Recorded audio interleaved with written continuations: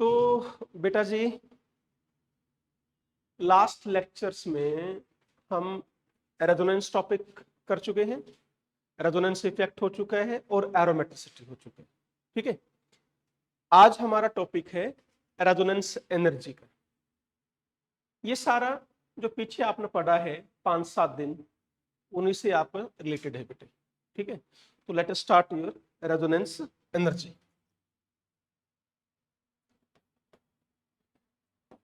Resonance energy,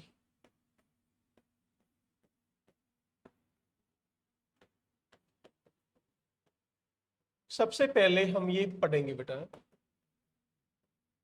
define करेंगे resonance energy को। Do you know what is resonating structure? ध्यान है? Resonance hybrid. ओके, तो बेटा मैंने आपको रेजोनेंस में दो चीजें बताई थी। एक तो था बेटा RS और एक था आपका RH, resonating structures and resonating hybrid structure. ठीक है, एंड जो रेजोनेंस हाइब्रिड था बेटे, यदि आपको ध्यान हो तो ये था आपका रियल स्ट्रक्चर। मीन्स ये था बच्चों मोस्ट स्टेबल स्ट्रक्चर। यदि ये स्ट्रक्चर मोस्ट स्टेबल है तो इसकी जो एनर्जी होगी वो मिनिमम होगी। क्या ये पॉइंट क्लियर है आपको? ठीक है, अब आते हैं इस पर, रेजोनेटिंग स्ट्रक्चर्स पर आते हैं। रेजोनेटिंग स्ट्रक्चर्स की जो स्टेबिलिटी थी वो कम थी किससे? रेजोनेंस हाइब्रिड से। इसका मतलब बेटा जी, इसकी जो एनर्जी है, energy of resonating structure greater than energy of resonance hybrid. यहां तक ठीक चल रहा है? ओके, नाउ ये रेजोनेटिंग स्ट्रक्चर्स आपके इक्विवेलेंट भी हो सकते थे या नॉन इक्विवेलेंट भी हो सकते थे। यदि इक्विवेलेंट है तो ऑल आर इक्वली स्टेबल, वहां तो हमें फाइंड आउट करने की जरूरत ही नहीं है कि कौन स्टेबल है, कम कौन ज्यादा है। I am talking about resonating structures. ठीक है, यदि नॉन इक्विवेलेंट है तो हमने बेटा स्टेबिलिटी रूल्स पढ़े थे। ठीक है, अब बेटा क्या है, आपको क्या करना है इन केस ऑफ इफ, क्या है हमारे पास बेटा, यदि हमारे पास नॉन इक्विवेलेंट रेजोनेटिंग स्ट्रक्चर्स हैं, वहां पर आप क्या चेक करोगे? मोस्ट स्टेबल क्या फाइंड आउट करोगे? पहले रेजोनेटिंग स्ट्रक्चर फाइंड आउट कर लिया, इसकी एनर्जी भी फाइंड आउट कर ली। ठीक है, now what is resonance energy? अब आ जाइए, energy of most stable resonating structure minus energy of resonance hybrid is called as resonance energy. Getting this point? बोलो, दोबारा रिपीट करूं? कहां डाउट हुआ बताओ? ये क्लियर था? ये कम स्टेबल है, ये ज्यादा स्टेबल है। ज्यादा स्टेबल वाले की एनर्जी क्या होगी? कम। फिर बेटा मैंने ये कहा कि इसकी स्टेबिलिटी रेजोनेंस हाइब्रिड से कम थी। फिर स्टेबिलिटी मैंने क्या बताया कि यदि इसकी स्टेबिलिटी कम है तो इसकी एनर्जी क्या होगी? कम होगी। बोल, I am sorry, yes, energy क्या होगी? ज्यादा होगी। किससे? रेजोनेंस हाइब्रिड से। क्लियर हुआ? नाउ फिर मैंने क्या कहा बेटे, in case of non equivalent resonating structure, यदि किसी कंपाउंड के जो रेजोनेटिक स्ट्रक्चर्स बनते हैं वो नॉन इक्विवेलेंट बने, फिर उसमें से एक क्या होगा? Most stable. उसकी आप एनर्जी चेक करोगे, energy of most stable resonating structure minus energy of resonance hybrid. वो जो डिफरेंस है बेटे, वो क्या कहलाएगा? रेजोनेंस एनर्जी कहलाएगा। बताइए, क्या यहां तक क्लियर है? बढ़ो आगे, चले। तो ये डेफिनेशन बन गई। ठीक है, अब बेटा जो स्टेबिलिटी जो है, चलिए एक बार क्वेश्चन करें इसका, पहले क्वेश्चन कर लो। फॉर एग्जांपल यही ले लेते हैं 1,3 ब्यूटाडाइइन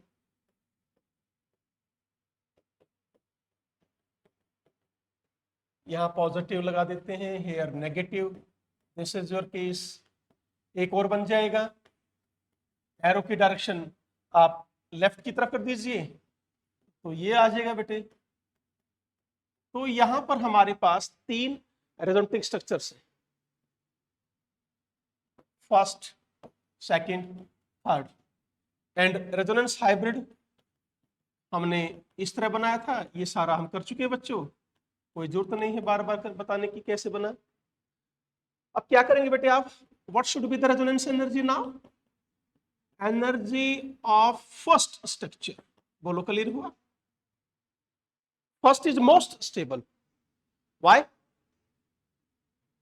चार्जलेस है, ऑक्टेट कंप्लीट है, इनके ऊपर चार्ज है दोनों पर, तो इसकी energy minus energy of resonance hybrid, यानी इसकी एनर्जी, जो डिफरेंस आएगा वो कहलाएगा बेटे रेजोनेंस एनर्जी।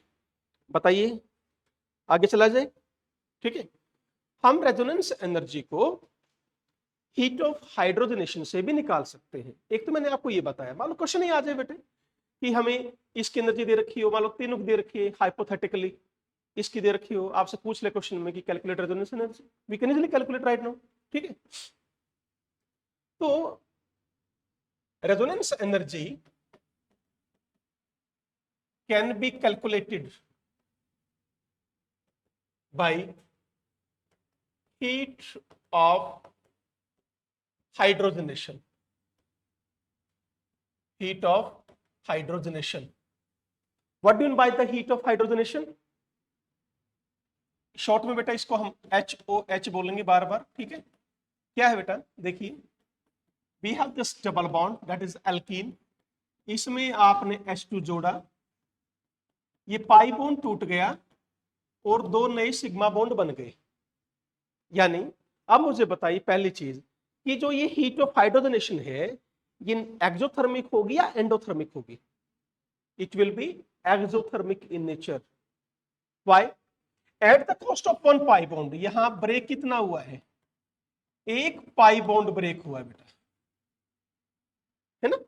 और रिवर्स में हमें क्या मिले, 2 न्यू सिग्मा बॉन्ड, 2 नए सिग्मा बॉन्ड बने, यानी बॉन्ड ज्यादा बने, बॉन्ड ज्यादा बनेंगे तो एनर्जी रिलीज होगी, है ना। तो एनर्जी क्या हुई बेटा, ये रिलीज हुई। जो एनर्जी रिलीज हुई इसी को हम क्या कह रहे हैं, हीट ऑफ हाइड्रोजनेशन कह रहे हैं। ठीक है, तो डेफिनेशन समझ में आ गई।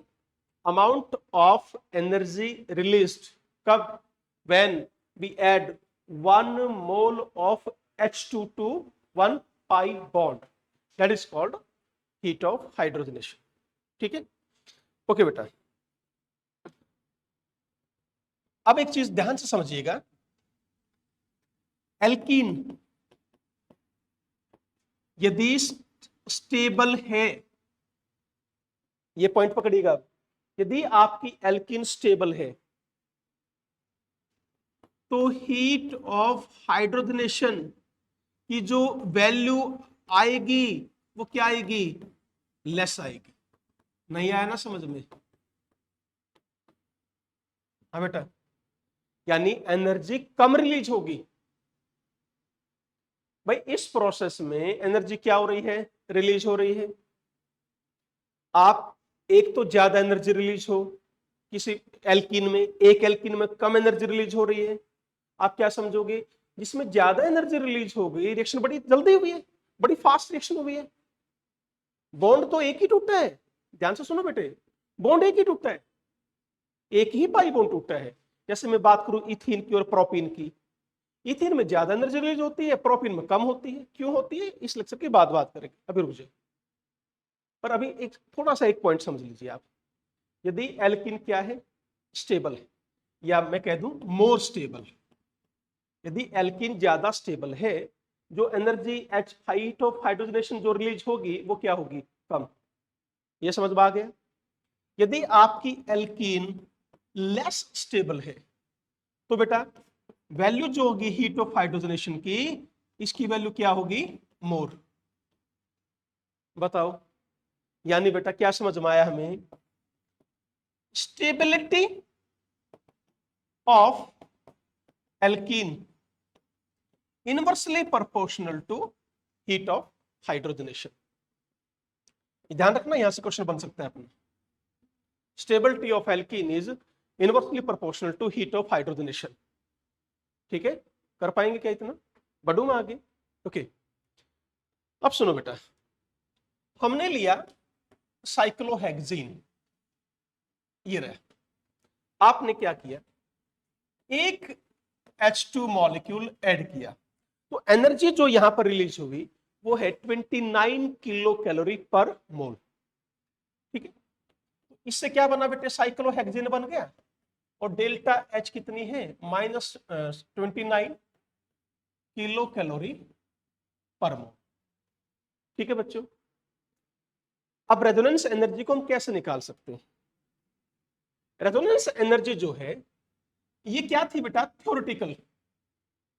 दो वैल्यू होती है, एक तो क्या होगी थ्योरेटिकल, एक एक्सपेरिमेंटल। क्लियर है? यहां पर theoretical value and experimental value दोनों की दोनों क्या मिली, सेम मिली बेटा। ठीक है, सो रेजोनेंस एनर्जी की value 0। Okay, because resonance energy है क्या बेटा, थ्योरेटिकल वैल्यू। क्लियर है? माइनस क्या बेटे आपकी क्या बताएं, experimental value, minus experimental value. ये जो डिफरेंस आएगा बेटे, इसी को हम क्या नाम दे रहे हैं, रेजोनेंस एनर्जी नाम दे रहे हैं। अभी समझाता हूं, वेट करो थोड़ा सा। इसमें तो रेजोनेंस है भी नहीं, अभी तो रेजोनेंस एनर्जी क्या लिखी हमने, 0। भाई जहां पर रेजोनेंस होगी ही नहीं वहां क्या बोलोगे, रेजोनेंस एनर्जी की वैल्यू 0 ही तो बोलोगे। अब आगे बढ़िए, मैंने आपको ये दिया बेटा, सुनो ध्यान से। अब इसका भी प्रोडक्ट यही बनेगा, यहां मैंने 2H2 जोड़ दिए बेटा, बोलो, यहां 1H2 जोड़ा तो यहां 2 जोड़ दिए, प्रोडक्ट तो वही बना ना, साइक्लोहेक्सेन। मुझे बताइए यहां कितनी एनर्जी थ्योरेटिकली रिलीज होनी चाहिए थी, बोलो। दैट इज योर 58, राइट है भाई। यहां पर जो थ्योरेटिकल वैल्यू होनी चाहिए थी,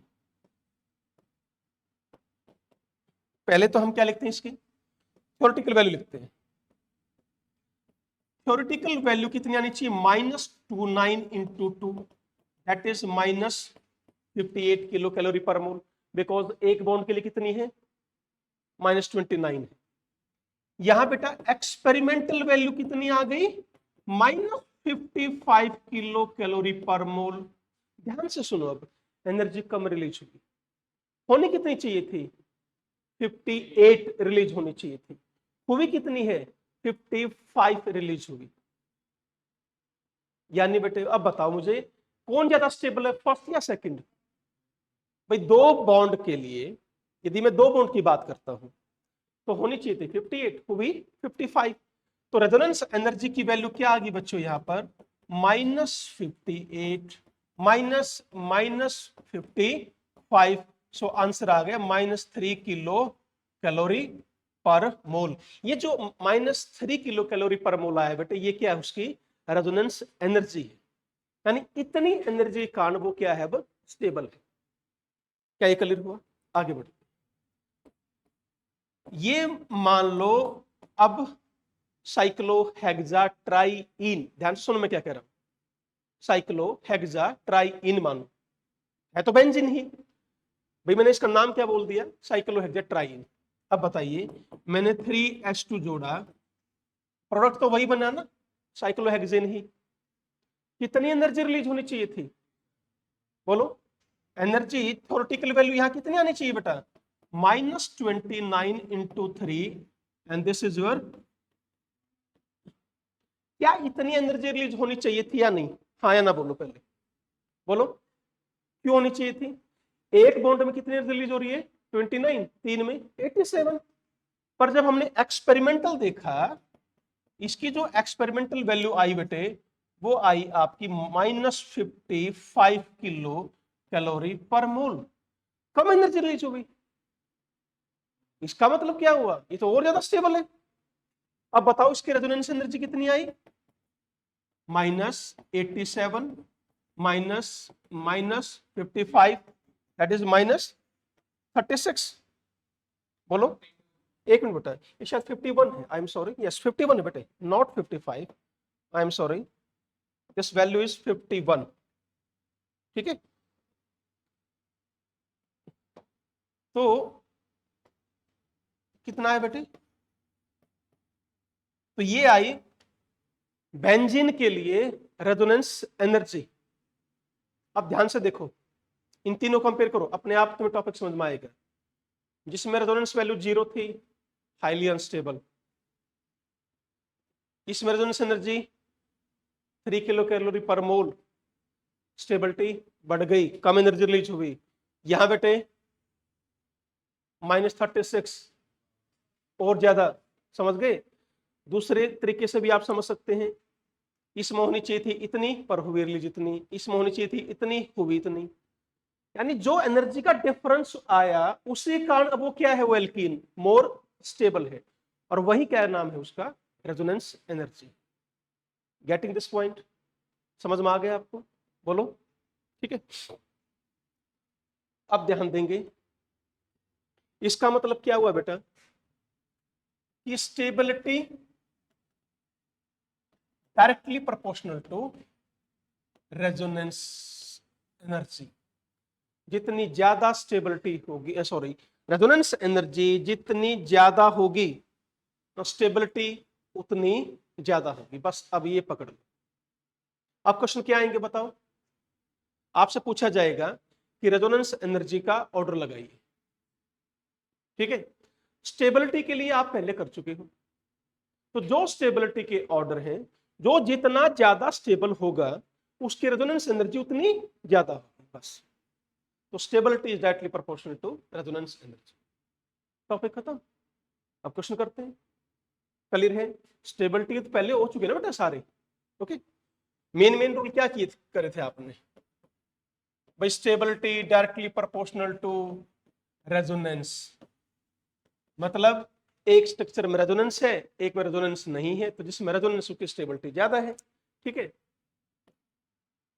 extended resonance, extended extended resonance का मतलब क्या हुआ बेटे, रेजोनेंस जितने ज्यादा एरिया में होगी स्टेबिलिटी उतनी ज्यादा होगी। इसको क्या बोल देते हैं हम, एक्सटेंडेड रेजोनेंस बोल देते हैं। बोलो, क्लियर है। फिर एरोमेटिसिटी टॉपिक अभी पढ़ के हटे हम, क्या ऑर्डर था बेटा स्टेबिलिटी का, वो सारे हैं बेटा कि ऑक्टेट कंप्लीट होना चाहिए, नेगेटिव चार्ज मोर इलेक्ट्रोनेगेटिव पर होना चाहिए, पॉजिटिव चार्ज लेस इलेक्ट्रोनेगेटिव पर होना चाहिए। तो वो सारे रूल आपको फॉलो करने हैं, मैं सिर्फ अब क्वेश्चन कराऊंगा बेटे, है ना। क्वासी एरोमेटिक ज्यादा स्टेबल है, फिर एरोमेटिक है, फिर बेटे आपका नॉन एरोमेटिक है, सबसे पीछे कौन गया, एंटी एरोमेटिक चला गया। डायरेक्टली प्रोपोर्शनल टू क्या था बेटे, नंबर ऑफ रेजोनेटिक स्ट्रक्चर, जितने ज्यादा रेजोनेटिक स्ट्रक्चर बनते थे उतनी स्टेबिलिटी ज्यादा थी। क्लियर है। कब, देखो, यदि इक्विवेलेंट वर्सेस इक्विवेलेंट करना है, non equivalent versus non equivalent करना हो, दो स्ट्रक्चर है, दो कंपाउंड है, एक के मान लो इक्विवेलेंट, दोनों की क्या बन रहे हैं, इक्विवेलेंट, एक के दो, एक के तीन, तीन वाला ज्यादा स्टेबल। दोनों के क्या है, नॉन इक्विवेलेंट, एक के दो, एक के तीन, तो तीन वाला ज्यादा स्टेबल। यानी ये किस केस में लगेगा बेटा, यदि हमें कंपेयर करना हो किस किस को, equivalent versus equivalent, non equivalent versus non equivalent. यदि आपको कंपेयर करना हो क्या, इक्विवेलेंट वर्सेस नॉन इक्विवेलेंट, तो स्टेबिलिटी इक्विवेलेंट की होगी, चाहे उसके एरोमेटिक स्ट्रक्चर कम क्यों ना हो। ठीक है, फिर यहां स्टेबिलिटी किसकी होगी बेटा, जिसके पास क्या हो, इक्विवेलेंट स्ट्रक्चर, ये ध्यान दे लेना। नंबर चाहिए बेशक आपके कम हो। बढ़े आगे, ओके। और बताओ, लीनियर कॉन्जुगेशन का और मैंने क्रॉस कॉन्जुगेशन का आपको समझाया था। यदि पाई बॉन्ड्स सेम हैं तो बताओ, linear conjugation versus cross conjugation. यदि पाई बॉन्ड्स सेम हो तो बेटा लीनियर कॉन्जुगेशन ज्यादा स्टेबल होती है किससे? क्रॉस कॉन्जुगेशन से। यदि डिफरेंट आ जाए फिर तो जिसमें ज्यादा है वो ज्यादा स्टेबल है। ठीक है, इफ पाई बॉन्ड्स डिफरेंट हो तो बेटा क्या करना है? Stability directly proportional to number of pi bonds involve in resonance. बोलो क्लियर है? Involve in resonance. तो ये मैंने कुछ पॉइंट्स लिखे ऑलरेडी, कोई नए पॉइंट नहीं है, सारे आप डिस्कस कर चुके हो। अब मैं क्वेश्चन पर आता हूं सीधे। चले चलिए बताओ बेटा।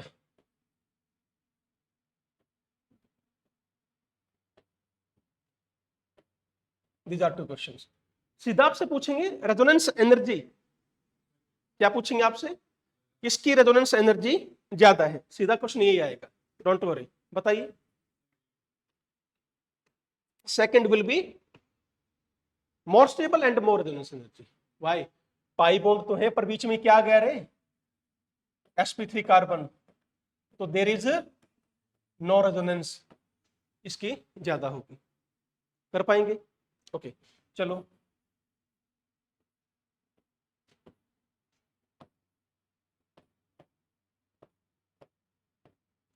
पाई बॉन्ड्स आर सेम, इसमें क्या है? Linear conjugation. इसमें क्या है? क्रॉस। क्रॉस कॉन्जुगेशन समझते हो बेटा? है? देखो ना, यदि ये इन्वॉल्व हो रहा है तो ये नहीं हो पाएगा, इसी को हम क्या नाम देते हैं? क्रॉस कॉन्जुगेशन देते हैं। ऐसे केस में लीनियर का ज्यादा स्टेबल होगा। क्लियर बेटे? यदि ऐसा आए ए यूं और इसको कंपेयर करोगे तो, हाँ बेटा, इसको और इसको कंपेयर करोगे तो ये ज्यादा हो जाएगा। बढ़ेगा आगे? ठीक है, तो बस ये आपको ध्यान रखना है स्टेबिलिटी रूल्स में। करे क्वेश्चंस?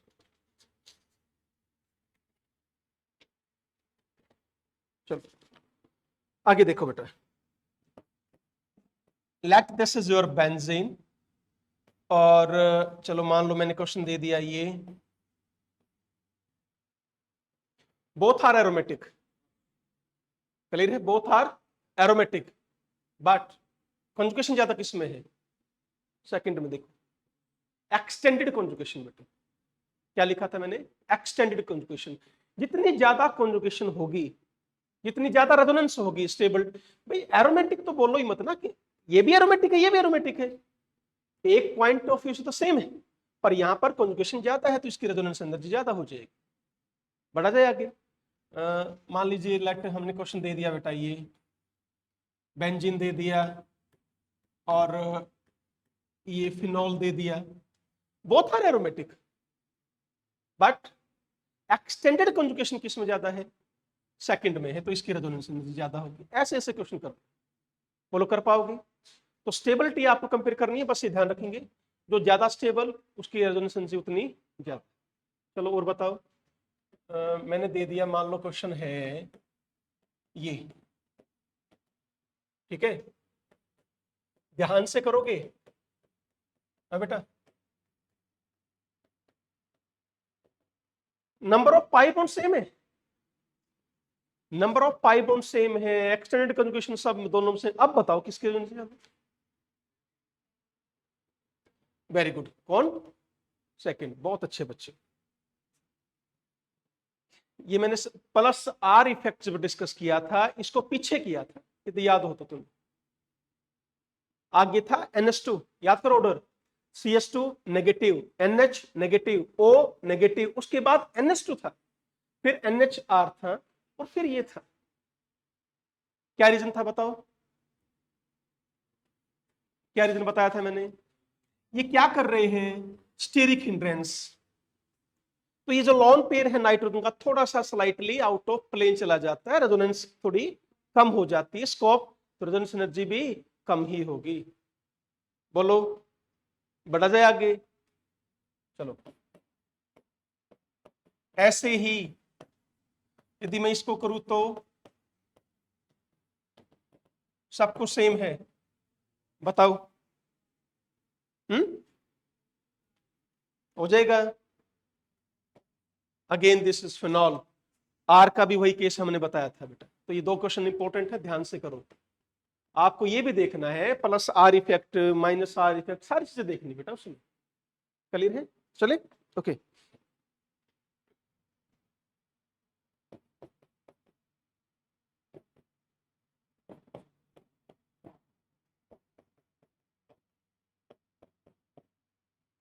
बिल्कुल आसान है, इसमें कुछ है ही नहीं। There is no resonance, here resonance, बस। ठीक है, आगे चलो। चलिए ये बताइए,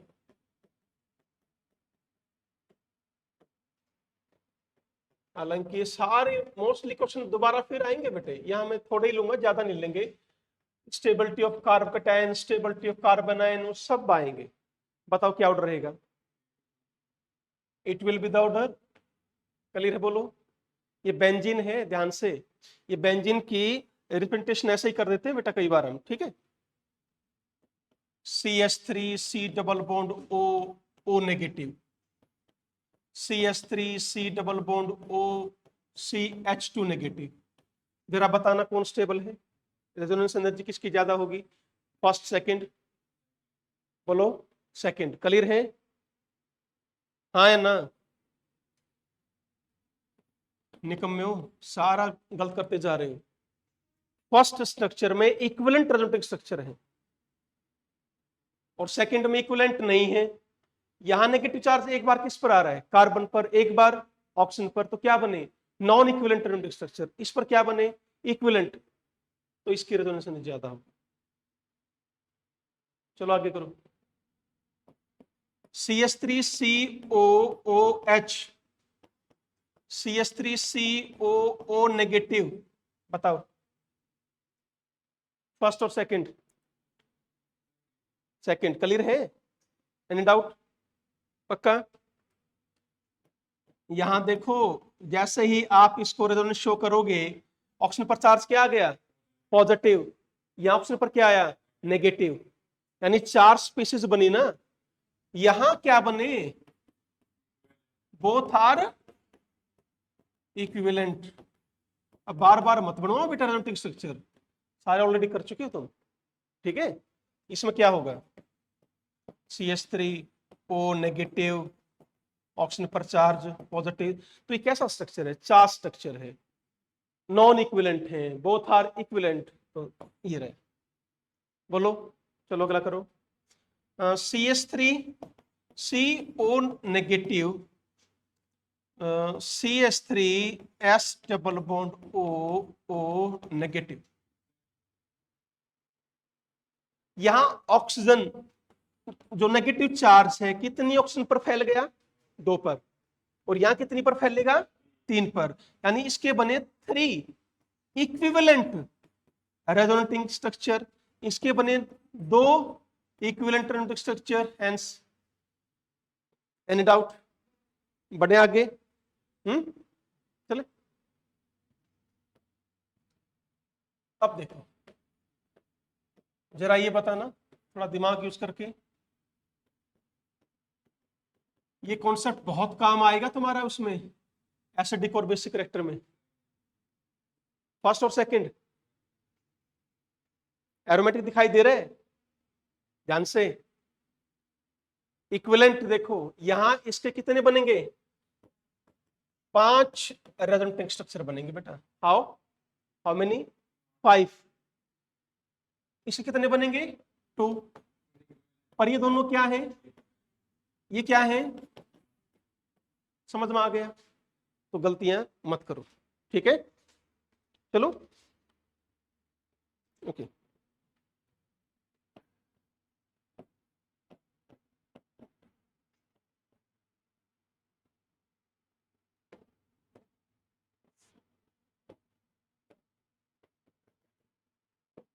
ओके, कर पाएंगे? This is your and this is your, वही कल वाला रूल है, ठीक है। ऐसे ही मान लो बेटा इस पर ये होता, क्वेश्चन कितने ही बना लो बच्चों, अब ये आ जाता। Why? This is aromatic and this is anti aromatic, right है। चले ओके अब देखिए बेटा एक क्वेश्चन और करते हैं, बढ़िया सा क्वेश्चन है, जरा सॉल्व करने की कोशिश करना।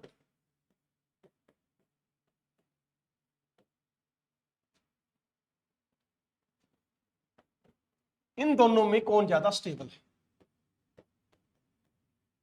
या किसकी रेजोनेंस एनर्जी ज्यादा है, बताइए।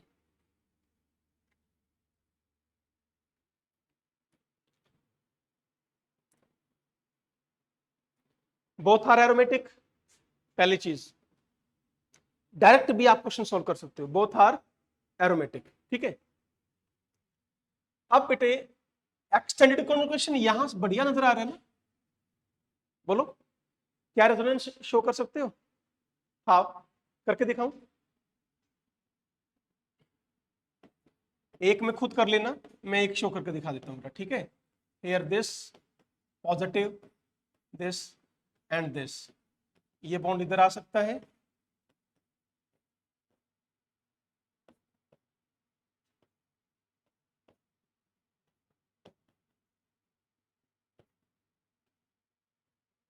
या इसको हम यहां बना सकते हैं इधर,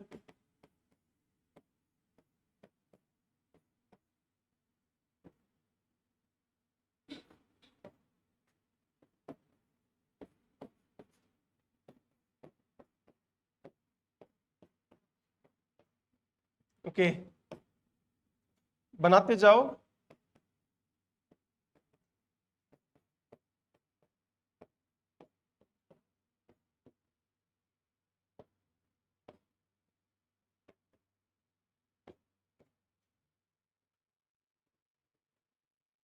और कोई बचे? एक दो तीन, सफर घूम गया, हाँ बेटा। तो इसके कितने बने बच्चों total? There are 6 resonating structures, ठीक है। ये तो हमने बनाकर दिखाए, अब एक बार बिना बनाए भी हम कैलकुलेट कर सकते हैं, उस पॉइंट को समझ जाओ फिर देखो बच्चों। मैं ये फर्स्ट स्ट्रक्चर यहां लिख रहा हूं, ध्यान से देखिएगा बोर्ड की तरफ कि कैसे आपको समझना है, बिना ड्रॉ करे देखो बोर्ड की तरफ। इस बोर्ड को इधर लेकर जाओगे, ठीक है, तो आप यहां लेकर गए तो ये यहां आया बेटा। एक मिनट रुको, थोड़ा सा हमने स्ट्रक्चर गलत कर दिया, ठीक है। ये डॉट समझ में आया क्या आपको? बोलो, इस बॉन्ड को इधर ले आऊंगा तो यहां आ जाएगा बेटे, ठीक है। इसको इधर ले जाओगे, देन इधर ले जाओ, इधर, ये इधर ले जाओ, इधर। ध्यान से देखो कितनी जगह आ गया है, यहां भी डबल बॉन्ड आ चुका था, ध्यान से बेटे। ये यदि यहां आ गया दोबारा, फिर एक बार फिर यहां पर पॉजिटिव चार्ज आएगा, क्लियर है? तो कितने डॉट नजर आ रहे हैं आपको? 5, और एक ओरिजिनल स्ट्रक्चर था, कितने बन गए? 6, बस ऐसे ही इसका निकाल लोगे बेटा। आओ, ये बॉन्ड इधर तो यहां, ये बॉन्ड इधर तो इधर, ये बॉन्ड इधर तो यहां, ये बॉन्ड यहां तो यहां पर, ठीक है। एक बात ध्यान से देखिए, यहां पर बॉन्ड था बेटा, फिर इसको यहां पर लेकर आओ, फिर यहां पर, फिर लेकर आओ, सॉरी कर लेना बेटा, ठीक है। ये नहीं है, ध्यान से। तो बताइए मुझे कितनी जगह डॉट है? 6, और एक ओरिजिनल है, कितने बने? 7 स्ट्रक्चर्स। तो किसकी रेजोनेंस एनर्जी ज्यादा होगी? सेकंड वाले की, दिस वन, है ना। अब इसमें से जब आप देखोगे ना बेटे, तो 4 रेजोनेटिंग स्ट्रक्चर मिलेंगे आपको, कैसे? जिसमें बेंजीन है, इसमें 2 में बेंजीन रिंग मिलेगी, इसमें 4 में मिलेगी जब बनाओगे तो again this is more stable. तो करके देख लेना, बढ़े आगे, ठीक है। नेक्स्ट क्वेश्चन है बेटे, चलिए देखिए एक बार, तो बताओ इन दोनों में से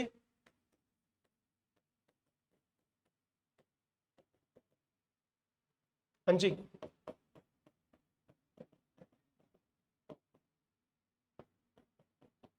एक्सटेंड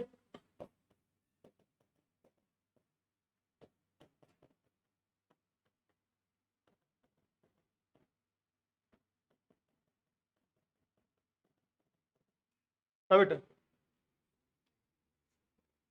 इन दोनों में से बताइएगा एक बार। Carbon 2p, 2p overlapping.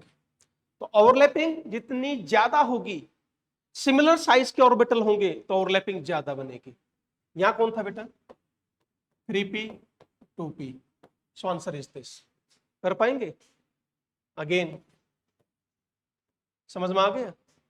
बोलो। अच्छा,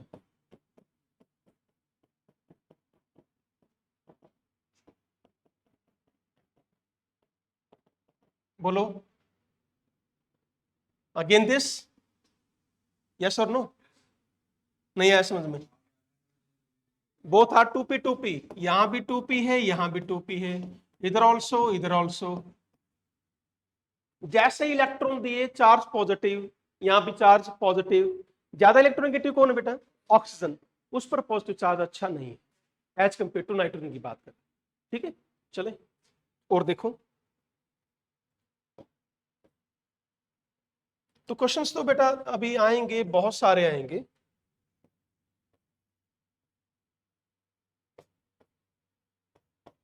बताना इन दोनों में से।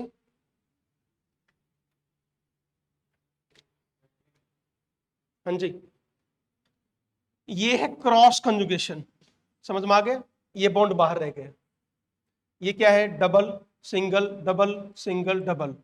ये इधर गया, ये इधर गया, ये इधर गया। सो दिस इज। कर पाएंगे? चले और देखिए आप।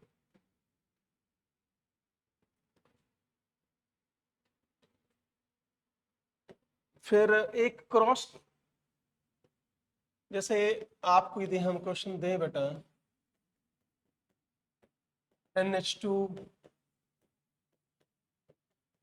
NHCOCH3, बताओ फर्स्ट और सेकंड। फर्स्ट और सेकंड। हाँ भाई, उलझ गए ना? अब तुम्हें क्या लग रहा है कि सर रेजोनेंस तो देखो ना, यहां भी है भाई, ज्यादा पाई बॉन्ड नजर आ रहे हैं, but this is cross conjugation. ध्यान से देखो बेटा, इसमें ये इलेक्ट्रॉन यहां इन्वॉल्व हो रहे हैं, तभी तो एक्सटेंडेड रेजोनेंस बनी थी। क्वेश्चन ध्यान से सुनो मेरा। ये यहां इन्वॉल्व हो रहा था, पर इसको रोक कौन रहा है? ये बॉन्ड। ये बॉन्ड इसको रोक रहा है बेंजीन की तरफ जाने के लिए। यानी क्या मैं ये कह दूं कि सेकंड क्वेश्चन में एक्सटेंडेड रेजोनेंस कम है, इसमें एक्सटेंडेड रेजोनेंस कम है। एक्सटेंडेड रेजोनेंस का स्कोप क्या हो गया? कम हो गया। किसकी वजह से? क्रॉस कंजुगेशन की वजह से, या उस सीओ ग्रुप की वजह से। यहां बिल्कुल फ्रीली मस्त तरीके से अपना एक्सटेंडेड कंजुगेशन हो रही है। So this is more stable और having more resonance energy. Any doubt? चले ओके। एक ये क्वेश्चन देखो बेटा, क्या था ये? पायरोल, पुरान और थायोपीन।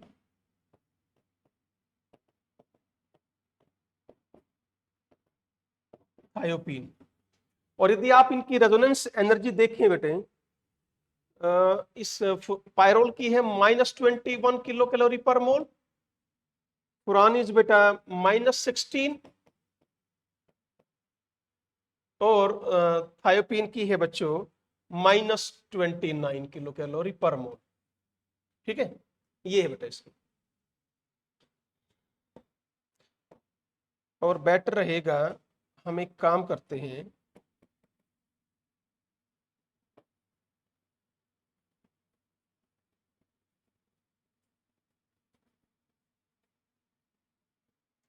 यहां लिखते हैं O, दिस इज फुरान, ये है पायरोल, ठीक है। और वैल्यू जो है बेटा ये कितनी है 16 और ये 21, ये कितनी है 16 है ना, अरे बोलो, और ये 21। रेजोनेंस एनर्जी बढ़ रही है, माइनस साइन क्या शो कर रहा है, सिर्फ रिलीज ऑफ एनर्जी, ये मैथमेटिकल साइन मत बोल देना इसको, समझ गए। तो रेजोनेंस एनर्जी इंक्रीजिंग मतलब स्टेबिलिटी इंक्रीज, तो this will be the order. देखो नाइट्रोजन और ऑक्सीजन का तो हमें समझ में आ रहा है, देखना कंट्रोवर्सी होगी थोड़ी सी अब, इसका और इसका तो मुझे समझ में आ गया कि नाइट्रोजन में भी 2p overlapping, 2p nitrogen 2p, यहां भी कौन 2p और इधर भी कौन 2p, ये तो कोई दिक्कत नहीं हमें, बट इसकी इलेक्ट्रोनेगेटिविटी इससे कम है, जल्दी ओवरलैपिंग कर लेगा, ये तो हमें समझ में आ रहा है बेटे, कोई दिक्कत नहीं है। इसलिए पायरोल की रेजोनेंस एनर्जी फुरान से ज्यादा होगी, एक क्वेश्चन तो क्लियर हो गया। यहां देखिए क्या हो रहा है, इधर 3p और इधर 2p, अभी एक क्वेश्चन करके हटे हो आप, क्या ओवरलैपिंग तो इतनी बढ़िया से नहीं हो पाएगी, और फिर भी ज्यादा स्टेबल कर रखा है हमने, व्हाट्स द रीजन बताइए, इसको बताओ, शाबाश, क्या रीजन इसके पीछे। जितने रेजोनेटिंग स्ट्रक्चर्स इसके बनेंगे या तीनों के 5-5 बन रहे हैं, बनाकर हम दिखा चुके हैं, पहले ही कर चुके हैं इन क्वेश्चंस को, तीनों में इक्वल 5 RS बनेंगे, ये होना चाहिए था कम स्टेबल, सबसे कम stable due to 3p 2p, पर ध्यान दो कुछ छुपा हुआ है, ढूंढो, चलो एक हम करके दिखा रहा हूं, आपको आंसर मिल जाएगा। बेटा एक रेजोनेंस तो है ये तो सबकी कॉमन है, हाँ ना बोलो, ये रेजोनेंस तो सबकी कॉमन है, इसी के कारण आपके 5 रेजोनेटिंग स्ट्रक्चर बन रहे थे। एक मिनट, अब सुनो, क्या ये बॉन्ड इधर आ सकता है क्या, राइट, मिला, आंसर मिल गया, इनमें इस तरफ बॉन्ड नहीं आ सकता, पर वहां आ सकता है, इसमें और ज्यादा क्या बन रहे हैं, रेजोनेटिंग स्ट्रक्चर्स बन रहे हैं। ये बहुत इंपॉर्टेंट क्वेश्चन है, ध्यान से कर लेना, ये रेजोनेंस एनर्जी का मैंने डाटा भी लिख दिया है, आपको रीजन भी बता दिया। तो क्यों है बेटा, due to vacant d orbital, यानी ये प्लस, एक तरह से प्लस आर भी शो करेगा, एक तरह से माइनस आर भी शो करेगा, भाई कार्बन कार्बन डबल बॉन्ड से इलेक्ट्रॉन ले भी रहा है और उसको दे भी रहा है, इस तरह बोल सकते हैं, बढ़े के आगे, चलो राइट, ओके बेटा। अभी तो मैं बेंजीन की बात करता हूं बच्चों, तो इसके कितने रेजोनेटिंग स्ट्रक्चर बनेंगे, बेंजीन के 2 बनेंगे। अब ये कहोगे कि सर ये क्या क्वेश्चन होगा, वेट करो, 2 ही हैं। अब आ जाओ नेफ्थलीन पर, किस पर आ जाए, नेफ्थलीन पर, ठीक है। नेफ्थलीन के कितने बनते पता है, 3 बनते हैं, एंथ्रासीन के 4 बनते हैं, और फिनेंथ्रीन के 5 बनते हैं, वेरी गुड, या तो तुमने कर रखा है बेटे 2 3 4 5, बहुत बढ़िया भाई, पर बनाओगे कैसे, अब उसको बनाना सीखना है बेटा, ठीक है। आ जाओ, कितनी रिंग है इनमें, नेफ्थलीन में 2 रिंग, सुनिए, मैंने इस फर्स्ट रिंग को फर्स्ट रिंग को यहां से कंपेयर करो, मैंने मान लिया इसको ए रिंग और इसको मान लिया बी रिंग। क्या फर्स्ट रिंग का हाल ए जैसा है? बोलो यस। और सेकंड का हाल क्या बी जैसा है? एक बार क्या करो, फर्स्ट को बी, सेकंड को ए कर दो, तो अपना काम चल गया। अब आना, इसको बना सकते हो। अब आप चले किसको, फर्स्ट रिंग को क्या बना दिया आपने, बी, पर बेटे सेकंड रिंग कैसे भी नहीं है, नहीं आया समझ में कैसे बनाना है। अब क्या बच गया, बी को किस तरह बनाना है, ए जैसा। बस बड़ा सिंपल है, इसलिए 3 RS बन चुके हैं। अब मैं एंथ्रासिन दे रहा हूं, अपने आप करो, ठीक है। डू फास्ट, एंथ्रासिन करके दिखाओ जल्दी।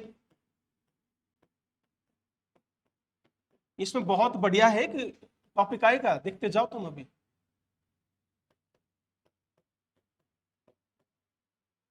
हम्म,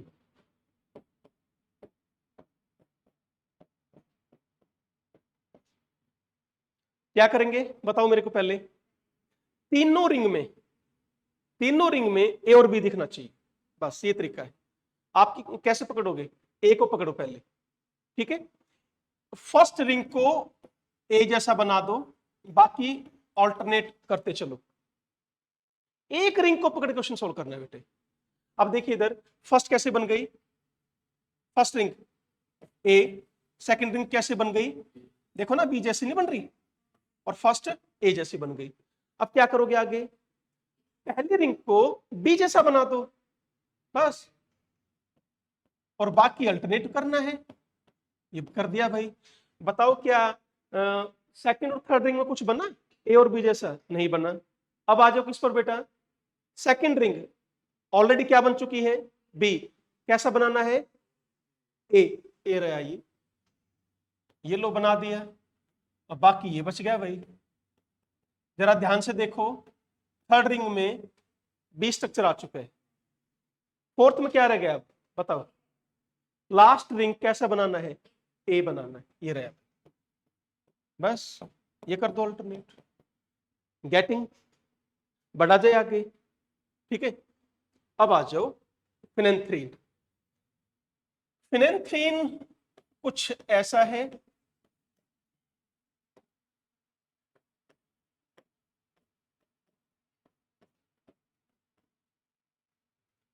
चलिए कंप्लीट करो, एडोनेस शो करो, बनाओ इसके आरएस, बिल्कुल आसान है, वही तरीका है जो मैंने बताया था अभी।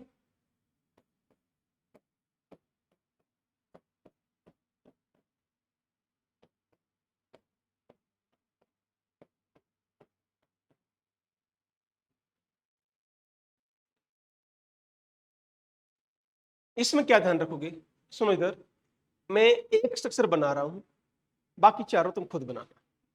सी हियर, ये जो फर्स्ट, आपको ध्यान देना है फर्स्ट रिंग पर और थर्ड पर, सेकंड पर ध्यान कतई नहीं दोगे। आ जाओ देखो एक बार, मैंने क्या किया, फर्स्ट को और बेटा थर्ड रिंग को ए जैसा बना दिया, ठीक है। अब मुझे इसको यहां करना पड़ेगा ना, बोलो क्लियर है। फर्स्ट ए जैसी और थर्ड भी ए जैसी, बाय चांस देखो ये किस जैसी बन चुकी है, बी जैसी। नहीं आया समझ में। अब फर्स्ट को और थर्ड को दोनों बी कर दो, बी करेंगे तो ये आएगा, ठीक है भाई। यहां ये आ गए, ये बी और ये बी, बीच वाली रिंग में कोई हाल नहीं हुआ। अब क्या करोगे, फर्स्ट को ए, थर्ड को बी, ठीक है, ए और इसको बी, ये ए आ गया और ये बी आ गया। फोर्थ में क्या करोगे, फर्स्ट को बी, थर्ड को ए,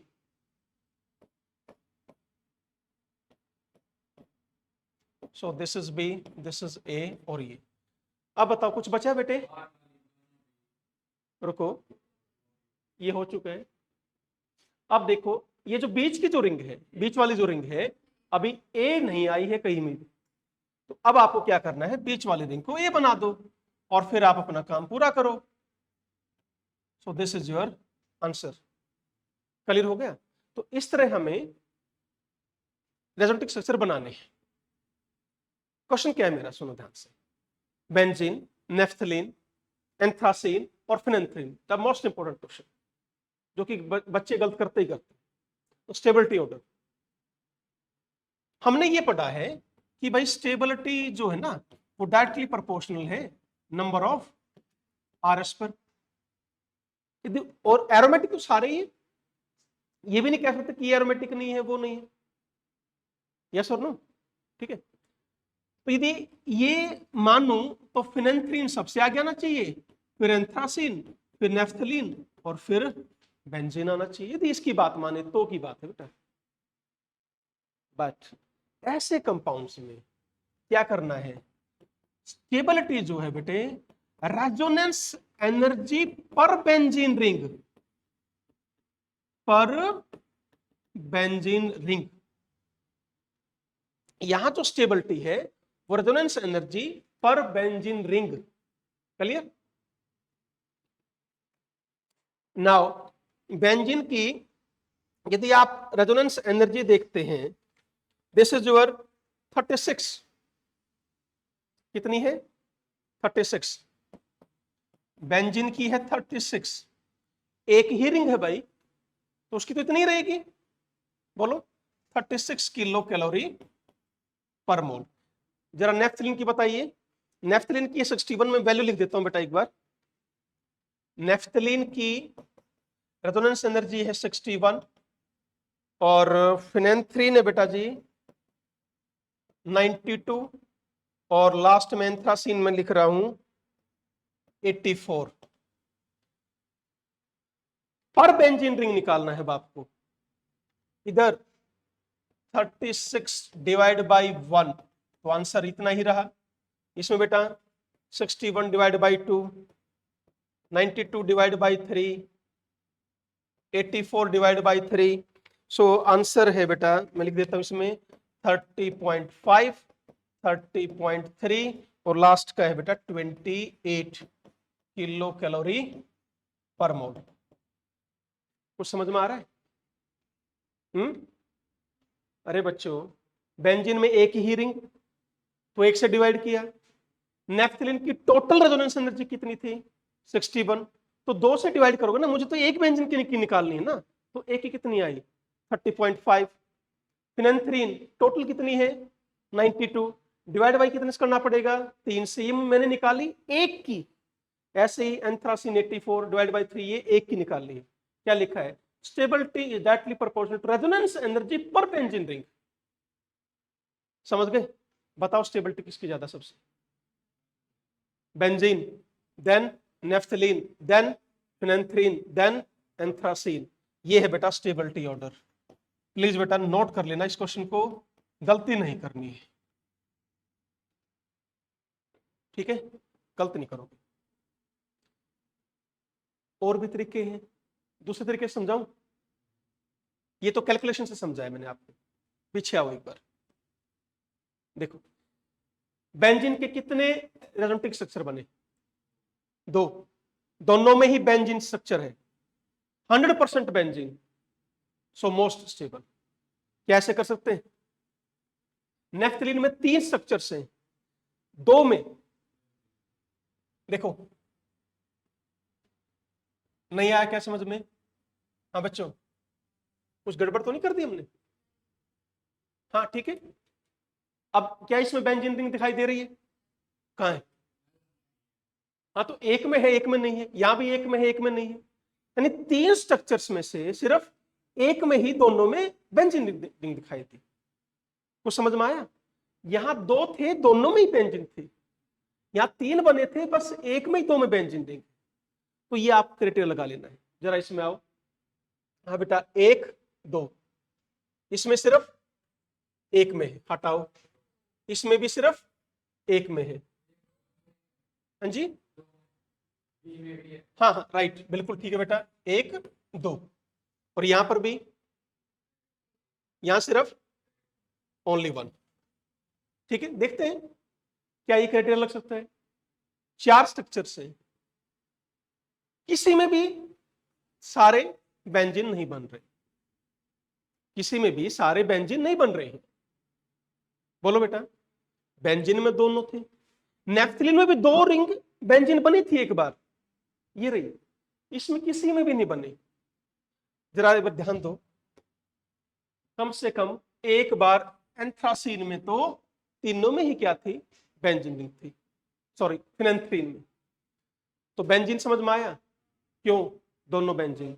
नेफ्थलीन कम से कम एक स्ट्रक्चर में तो थी। क्लियर बेटा, यहां फिनेंथ्रीन और ये क्लियर है कर पाए तो ये आप आइडिया लगा सकते हैं, बट इस तरह एक्सप्लेन नहीं करना है।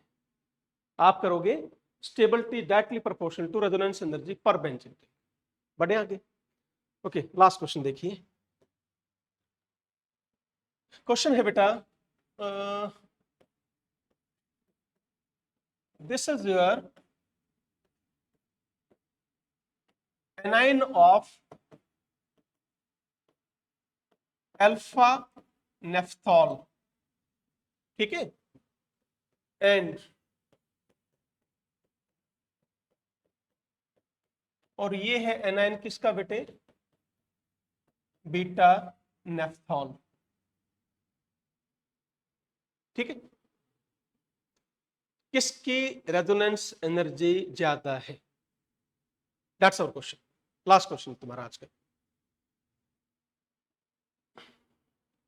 ऑब्वियसली रेजोनेटिंग स्ट्रक्चर बनाकर देखने पड़ेंगे हमें, है ना। ठीक है, अब सुनिए बेटा ध्यान से, मैं एक में बनाकर दिखा रहा हूं, दूसरा आप खुद करोगे, मैं नहीं कराऊंगा। ठीक है,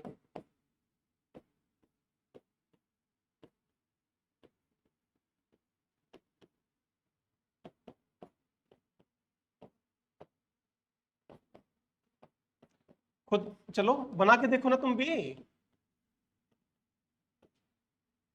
ढीले मत पड़ा करो बेटा।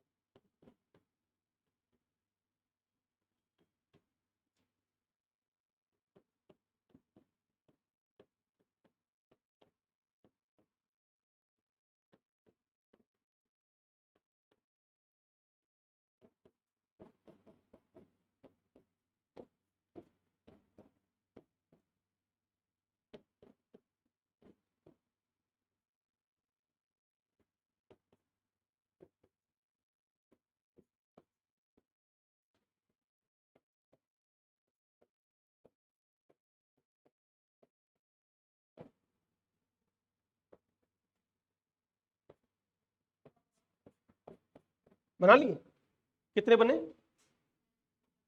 हैं?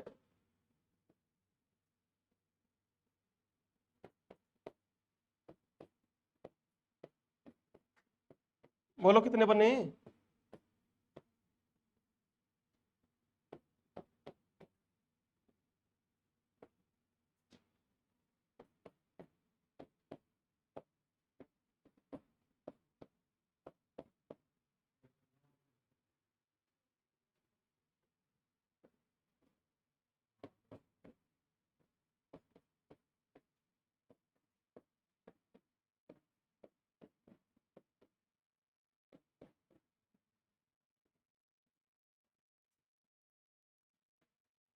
Okay, how many?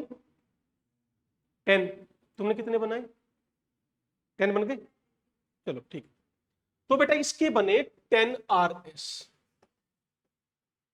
इससे कितने बनेंगे? 9। वेरी गुड, शाबाश, पहले बना लिए, बड़े फास्ट हो रहे। नाउ कौन ज्यादा स्टेबल है? ऑब्वियसली फर्स्ट वन, उसकी रेजोनेंस एनर्जी ज्यादा होगी। अब एक छोटा सा शॉर्टकट बताता हूं मैं, how to find out resonating structure कितने बन सकते हैं?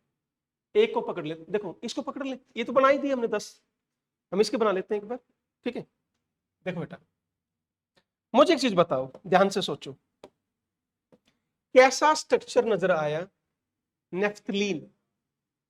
नेफ्थलीन के 3 तो बने ही थे भाई, जब प्योर नेफ्थलीन था तो 3 तो बने ही थे, तो 3 तो बनेंगे ही। मैं सिर्फ बोल रहा हूं 3 बनेंगे, हमने तो 9 बनाने हैं पर 3 तो बनेंगे। 3 जमा,